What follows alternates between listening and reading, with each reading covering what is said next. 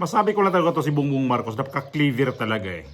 Ang ibig ko sabihin nito, clever ba? So pag tinatanong siya, parang akala niya wala siya mga previous na mga sinasabi tungkol ho kasi dito sa impeachment ni VP Sara. At unang-una gawin na natin ito muna yung reaction na yung mga kritiko niya, isa na ako doon na nagpa-resign ka sa mga cabinet secretary mo, ikaw na rin mag-resign. So siya dyan, sinagot niya yung issue na yan. Bakit ako mag-resign? Hindi ako ugali na tatakas sa problema. Inamin niya may problema siya. So, buti na lang inamin mo may problema ka talaga tapos ayaw mo pa talagang mag-resign. Kung ayaw mo mag-resign, Bongbong Marcos, di ang gagawin mo na lang ay magbatino ka sa inyong pamumuno talaga.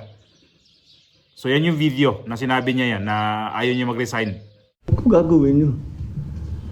At wala sa ugali ko yung tinatakbuhan ng problema. Sinabi rin ng Pangulo na nagpapatuloy ang maigting na pagsusuri sa performance sa kanyang kabinete at mga heads of agencies. Hindi naman daw kasi para pagpapapogi lang ang kanyang ginagawang cabinet revamp at mas malaliman daw ang kanyang ginagawang performance review. Okay. Parang pang mukha niya eh. Parang siguro sa mga media, sino ba itong mga to? Normal naman kasi yun, talaga mag-react siya ng katakot-takot na reaction kasi sinabihan mo siya na mag-resign ka na lang. Hindi lang naman siguro isang tao nagsabi, buong mga kritiko niya siguro talagang magsabi talaga na mag-resign ka na lang. Kasi wala ka talagang ginawa kundi pautot mo lang yung mga ginagawa mo na mag-reshuffle ka sa cabinet secretary mo. Anong nangyari? Wala pa rin mangyayari niyan. Kasi ang isa nandyan pa rin, yung isa nandyan pa rin, lipat lang yung isa doon sa Diyos mio, Diyos ko po naman. At ito yung pag-usapan nito, yung impeachment. Na napakasinungaling talaga nito na sinabi niya na hindi daw siya nag-utos ng kanyang mga kaalyado na i-impeach si VP Sara. Ano yung ginawa niya kay sa kaalyado niya? Anong ginawa niya kay ano niya ba si Sandro Marcos? Bukod pa sa anak, kaalyado niya yan, no? Alam nga naman ito si Sandro Marcos. Hindi niya kaalyado na mag-ama sila. Ito rin yung sinagot niya na sa impeachment na talaga niya, hindi talaga daw siya gusto sa impeachment. Ito. Yes, Vicky, nakapanayam ng mga mamamahayag ngayong gabi lamang si Pangulong Bongbong Marcos sa kanyang partisipasyon dito sa 46 ASEAN Summit at isa nga sa mga nabanggit niya ay hindi siya magre-resign. Yan ang tugon ng Pangulo kasunod ng mga panawagan ng kanyang mga kritiko na siya ang mag-resign sa halip na pagbitiwin ang kanyang gabinete. Narito ang kanyang tugon sa hirit na yan. Kung gagawin nyo. At wala sa ugali ko yung tinatakbuhan ng problema.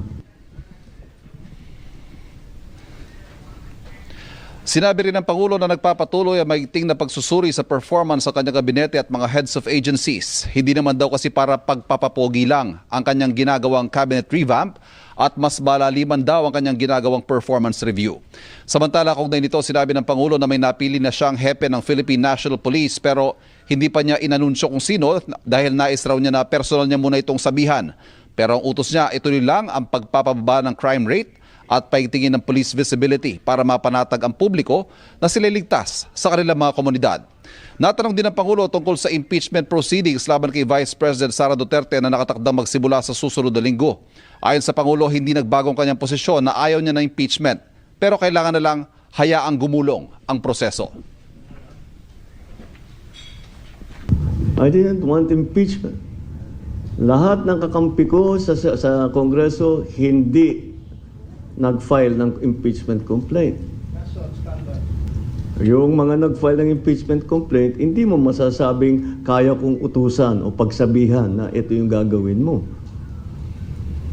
So, why do I have to keep explaining that I did not want impeachment? Tapos sabihin niya yun na wala siyang inutusan na sa impeachment ni VP Sara at nandyan na ngayon sa Senado, di hayaan na lang daw gugulong yan. Napakasinungaling talaga itong presidente na to. Tapos may mga pautot pa to siya na mag-reconcile sila ng mga Duterte. Hindi niya kaya yung gawin na mag-ano lang siya. Problema niya yan, hindi nga niya ginawa eh. Sus, Ginoo ko Marcos, ano kaya ang utak talaga nito?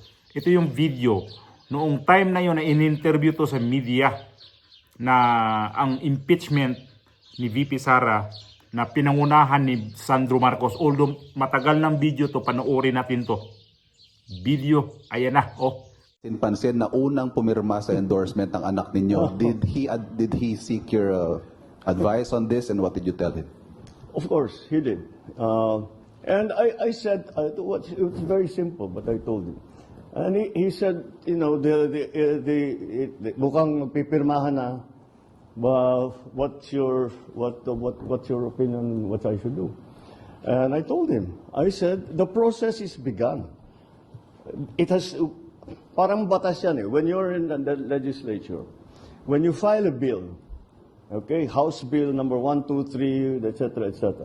Pag file mo niyan, that bill takes a life of its own.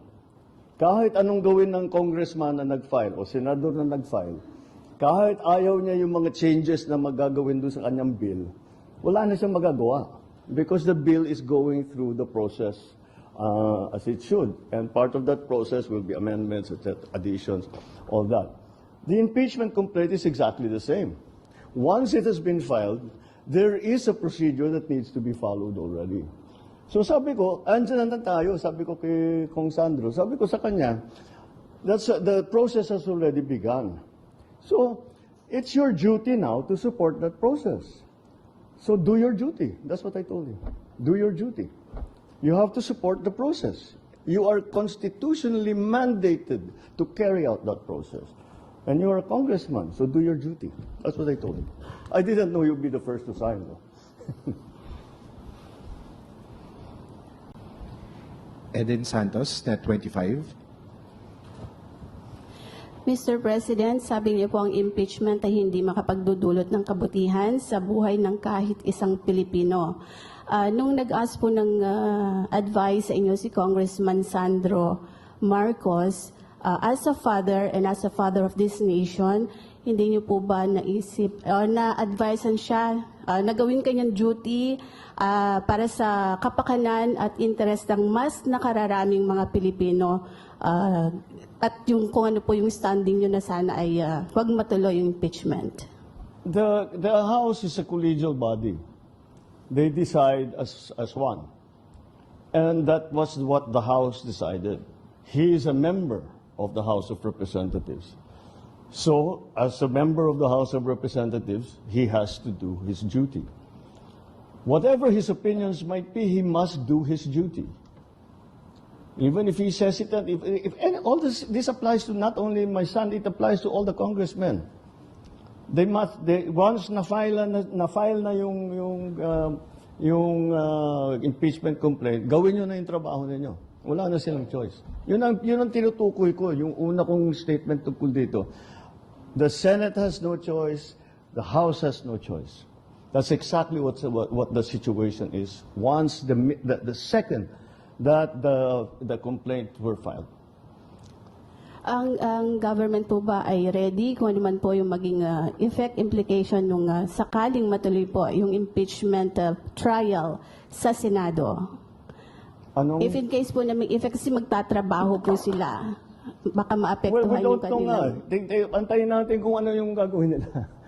Because I don't know, wala tayong timetable, wala tayong paano yung pag-conduct, what are the rules that will be followed, etc. Antayin natin. It is up to them how they decide to have their trial. When they have their trial, what are the rules for the trial, how they will conduct it, etc., etc. So, who will be the presiding judge? If we have a senator judge, who will be the presiding? All of that. Last na lang po, wala po bang plano ang ating Pangulo na pakiusapan po sila? Kayo po, wala po ba kayong plano bilang Pangulo ng ating bansa para pakiusapan mo sila na huwag nang ituloy yung impeachment dahil baka abala nga naman po sa trabaho ng ating gobyerno at syempre sa buhay at pamumuhay ng ating mga kababayan. The Senate has no choice. The House has no choice. They have to do this now. Once the impeachment complaint was filed, tumakbo na ang proseso. At kung hindi nila ipatakbo yung proseso, then they are delinquent in their duties. That's why they just have. That's what I meant. The House has no choice. They have to proceed with the impeachment complaint. The Senate now has no choice. They have to try the impeachment complaint. So making pakiusap doing that, it won't change anything. It won't change anything. They still have to have a trial. Dalawang reporter nagtanong doon, no? GMA7 at saka itong si Eden Santos. Yung tanong nga ng Net25 na si Eden Santos mukhang to the max yun, na hindi ba pwedeng pipigilan? Hindi yan pwedeng mapigilan. Hindi pwedeng mapigilan ang impeachment ka. Once na i-file na yan, kagaya ng batas nagpaliwanag pa siya. Ang talino mo magpaliwanag pero wala, ang labnaw naman ng utak. Anak mo yan, nagpaalam pala sa iyo na magpipirmahan na kami. Anong opinion mo? Anong mo dito? Ibig sabihin ng anak niya, anong pwedeng mo dito? Maisuggest mo sa akin. Yun ang sagot niya, di ba? Gawin niya. Membro ka ng House of Representatives. Di gawin niyo yung gusto niyong gawin. Tapos mag-alibay ka na hindi mo talaga gusto ang impeachment kasi nungalingan mo talaga, Marcos. Kailan ka pa talaga titino? Ay naku, Pinocchio talaga, oh. Ni Maristic talaga tong Bongbong Marcos na to. Sino pa talaga kayo maniwala nitong gunggong na talaga to? Diyos ko. Tapos ang mga nakapaligid dito sa kanya, grabe, sobrang bilib. Animal kayo. Tingnan yung ginagawa ng amo nyo, oh. Barbaridad nga eh. Sobra kasi nungaling. Asan kaya yung mga pinagsasabi nito na napunta lang? Yun nga sinasabi ko dito sa kanya. Magsabi siya ngayon. Maya-maya wala na yun. Kaya nga umabot yun sa Iglesia ni Cristo na sinuportaan sa Iglesia ni Cristo. Yung sabi niya na ayaw mag-impeach. Kaya ang Iglesia ni Cristo gumawa ng peace rally. Kaya lang yung mga tonto rin na ang doon ay pabor daw kay Marcolita. Ayan na, pabor nga kay Marcolita kasi si Marcolita, ayan na, pumasok na talaga sa Senado. Sakit sa ulo ni Marcos yan, ha. Akala nyo si Marcolita pagka nag-umpisa na yan sa Senado, sakit sa ulo yan ni Bongbong Marcos kung anong nila yan dyan. Yung ginawa nila ngayon, nakarang taon na may mga sa budget, hindi nila kayang gawin yan. Itong 20th Congress, hindi nila kaya yan. Sigurado ako dyan. Na dati may mga hukos-pokos. Sa bagay, pinilit talaga nila yun. Kasi panggastos nila yun sa eleksyon na to. Napakalupit talaga nitong mga ito si Bongbong Marcos. Ang lupit mo talaga, Bongbong. Grabe ka. Matindi ka talaga. Sa pagkasinungaling mo talaga. Yung pagkasinungaling mo, ikaw rin, babalik din yan sa iyo. Tingnan natin kung ito na. Wala na nga eh. Wala na nagtitiwala sa iyo eh. Ilang porsyento na lang nga yung nakuha mo. Trust rating mo, wala na nga eh. Napakasinungaling mo kasi. Ngayon, inamin mo na may problema ka. Hindi, huwag mo takasan yan. Baka bigla kang bit-bitin pa sa ibang bansa pag di mo talaga ayusin itong gobyerno mo.